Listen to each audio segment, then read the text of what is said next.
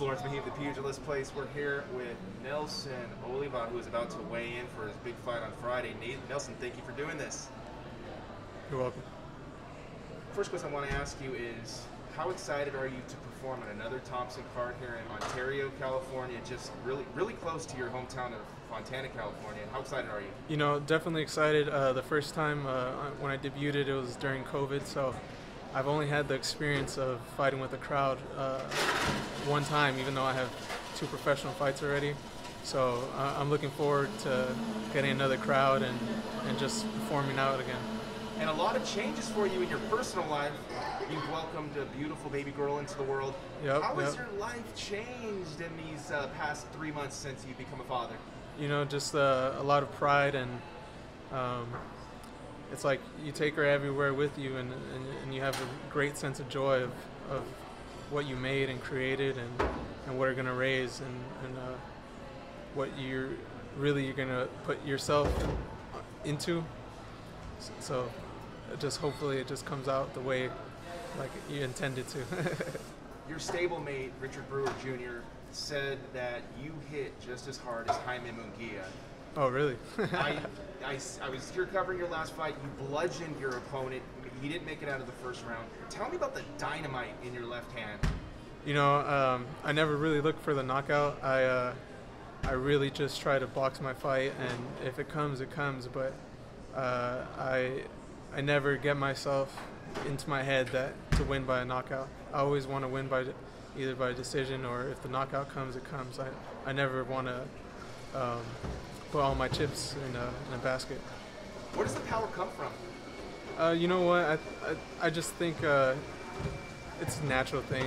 Like I mean, people say Paulie Malignaggi. I mean, if he would have hit hard, he would have been one of the best fighters ever. But I think it's just a natural thing, because some guys have it and some guys don't. As a developing fighter, what are some of the things you were working on in the gym for this upcoming fight on Friday? Well, we work on a bunch of things. I really want to work on my work rate, and I always work on body shots and really getting my combos in, sticking my jab up and down, distance, just a various amount of things. I never really focus on one thing during a fight. It's mostly just the basics over and over and over again. It's always the basics. I start my shadow boxing with 2 rounds of just jabbing. I start my bag work with just 2 rounds of jabbing every day, just repeating the same thing in and out. That's what I really focus on. I know at this stage sometimes it's hard to find out information about your opponents, but what do you know, if anything, about your opponent, and how do you come out on top on Friday? You know what? I have seen 2 of his fights. He did fight my stablemate Richard Brewer, and he's a guy that's gonna come in and be tough. He's gonna throw back when I'm exchanging, so he's gonna try to exchange with me.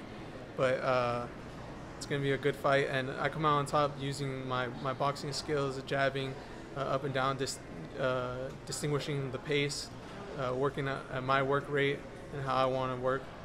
And that's how I'm going to get the win. In addition to being a pro boxer, you're also you work a full-time job as a construction worker. You're in a union. Yep. Talk to me about how difficult it is to get time off from your full-time demanding job to come and fight here. You know, luckily I have support from my bosses right now that are allowing me to take a couple of days off for the weigh-ins and the fight. But they know I'm never late.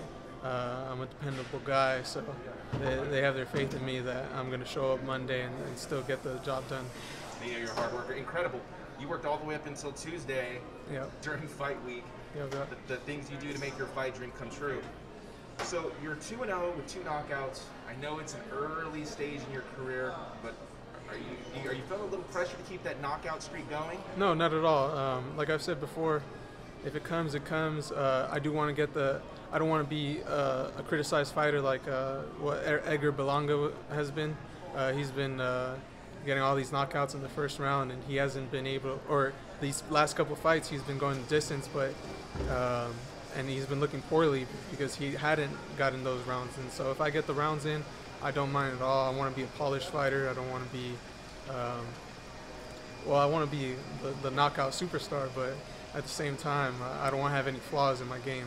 So What it a is gift! what it is. What a gift and a curse that 16 knockout streak was. Yeah. Made him super marketable, but a lot of the development Yep. lacked. Especially the tougher guys. Exactly. He's in an interesting situation there with Top Rank, and yeah, it'll be interesting to see how what they do going forward with his career. So, last question. You're trained by Henry Ramirez here in his gym in Riverside, California, Ring Cross Boxing Academy. Why should fight fans tune into the Thompson stream on Friday to watch you do your thing? Oh man, because it's easy. You just click YouTube, you just go Thompson Boxing, and then it's right there. Everything for you. You could comment. You can watch Beto Duran, Dougie Fisher, Steve Kim. It's all there for you. What are you gonna do to entice them to watch you fight? I don't promise a knockout, but I promise a good show. You know, so far in your career, you've always put on a good show. Nelson, thank you so much for the time.